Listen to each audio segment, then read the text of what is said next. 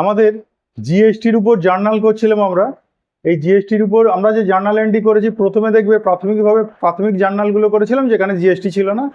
তা আমরা এর আগের ক্লাস থেকে স্টার্ট করেছি যে আমরা যদি জিএসটি দিয়ে যে সমস্ত ট্রানজাকশন করি সেই সমস্ত ট্রানজাকশনগুলো জার্নাল করব কিভাবে, সেটা আমরা আলোচনা করছিলাম। আজকে এই জিএসটি কিভাবে চার্জ করা হবে, তার জার্নাল এন্ট্রি কী হবে সেটা দেখাবো। এর আগের ক্লাসটা কিন্তু জিএসটি নিয়ে আমি আলোচনা করেছি, জিএসটি কি, জিএসটি কত রকম হয়, এগুলো আলোচনা করেছি। যেটা আগের ক্লাসটা যারা মিস করেছো অবশ্যই দেখে নেবে। দেখো এখানে আমি একটা এরকম ট্রানজাকশন দিয়েছি যে goods of rupees 50,000 purchased from Mr. A at a trade discount 10% at CGST and SGST 6% each। যদি এরকম থাকে তোমরা মনে রাখবে, আমাদের যখন চালান হয়, আমরা যখন একটা বই কিনি, ধরো বই কেনার সময় আমাদের যখন চালান হয়, আমরা দেখবো চালানে বই দোকানদার লিখছে যে এত পিস তুমি এই বইটা কিনেছো, তার দাম হচ্ছে কত, 50,000 টাকা। 50,000 টাকা অ্যামাউন্টে বসাচ্ছে, সেখান থেকে লেস ট্রেড ডিসকাউন্ট 10% দিচ্ছে। ট্রেড ডিসকাউন্ট 10% 5,000 টাকা। 5,000 টাকা বাদ দিয়ে জিএসটি চালান করার আগে যদি জিএসটি না থাকে তাহলে 45,000 টাকা বিল করে দিচ্ছে, আর যদি জিএসটি থাকে ওই 45,000-এর উপর জিএসটি চাপাচ্ছে। ঠিক আছে, তাহলে জিএসটি চার্জ হবে ট্রেড ডিসকাউন্ট দেওয়ার পরে। ডিসকাউন্ট দু রকম, একটা ট্রেড ডিসকাউন্ট, একটা ক্যাশ ডিসকাউন্ট। আমি বলছি ট্রেড ডিসকাউন্টটা দেওয়ার পরে তারপরে যে নেট অ্যামাউন্ট আসবে জিএসটি চার্জ করা হবে ওই নেট অ্যামাউন্টের উপর। ক্যাশ ডিসকাউন্ট কিন্তু জিএসটিতে কোনো প্রভাব ফেলে না, তাহলে ক্যাশ ডিসকাউন্ট কোনো ফ্যাক্টর নয়। ক্যাশ ডিসকাউন্ট হচ্ছে ক্যাশ পেমেন্ট দেওয়ার সময় আমরা যে ডিসকাউন্টটা পাই সেটাকে বলি ক্যাশ ডিসকাউন্ট। আর পুরো গুডসের উপর সবাইকে, যারা নগদে লেনদেন করছে, ক্যাশ পেমেন্ট করছে, বা যারা ক্যাশ পেমেন্ট করেনি সবাইকে যে ডিসকাউন্টটা দেওয়া হয় সেটাকে বলি ট্রেড ডিসকাউন্ট।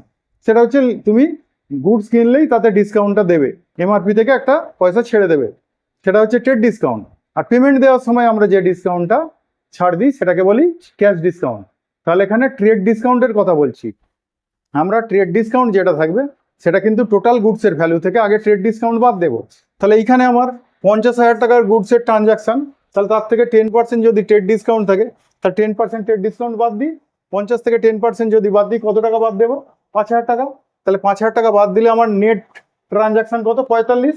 তাহলে জিএসটি চাপলে 45-এর উপর জিএসটি চাপবে। তাহলে দেখো এবার আমরা এন্ট্রিটা কি করব। আর এখানে দেখো গুডস পারচেসড ফ্রম মিস্টার এ, একবারও ক্যাশের কথা বলেনি, তাহলে এটা ক্রেডিট ট্রানজাকশন।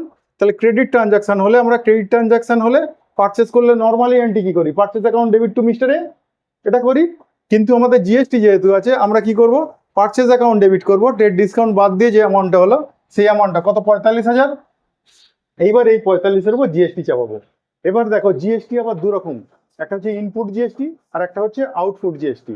আমরা যে জিএসটিটা পেমেন্ট করে আসি সেটাকে বলি ইনপুট জিএসটি, আর সেটা খরচা। খরচা মানে কি হবে, ডেবিট। তাহলে আমরা ইনপুট জিএসটি দু রকম আছে, একটা সিজিএসটি একটা এসজিএসটি। তাহলে ইনপুট সিজিএসটি খরচা, তাকেও করব ডেবিট। ইনপুট এসজিএসটি সেও খরচা, তাকেও করব ডেবিট।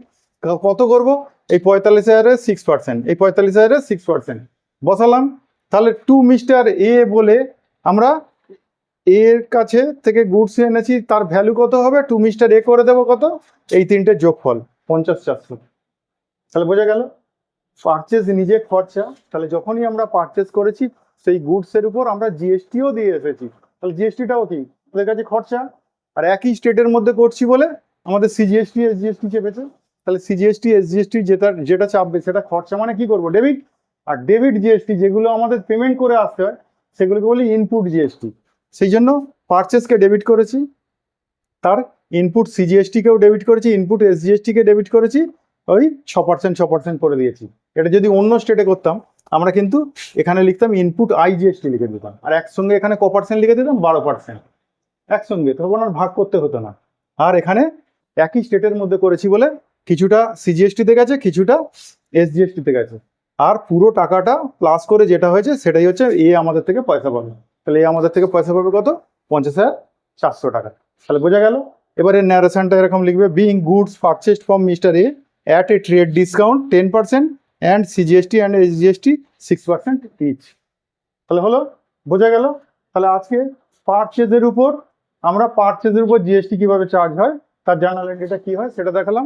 পরের ক্লাসে সেলসের উপর জিএসটি কিভাবে হয় সেটা আমি পরের ক্লাসে আলোচনা করব। আজকের মতো এটুকু, টাটা।